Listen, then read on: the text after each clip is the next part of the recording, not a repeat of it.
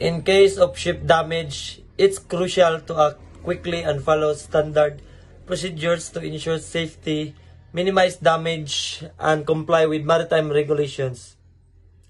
Here are the key steps to take. First is to ensure safety and crew and passengers. Sounds the alarm is necessary. Account for all personnel.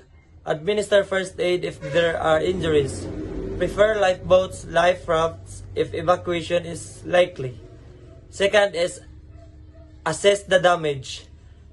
Identify the type of damage: hull, breach, engine failure, fire, flooding, incendia. Determine the location and extent of the damage. Use onboard system, bilge, alarm, engine monitoring, hull, or the sensors. Number 3. Control the situation. Stop the vessel if needed. Isolate the damaged area. Start dewatering and flood control using pumps.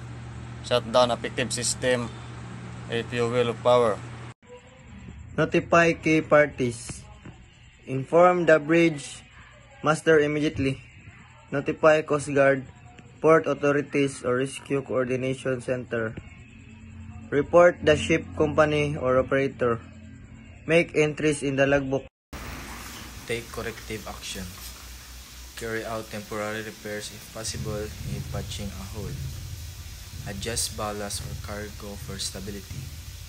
Tow the ship if propulsion is lost. Navigate the nearest safe port if able. Number 6. Document the incident. Record all actions taken. Take photographs and video evidence of the damage. Prepare an incident report. Number 7. Conduct investigation and follow-up. Cooperate with maritime authorities during investigation.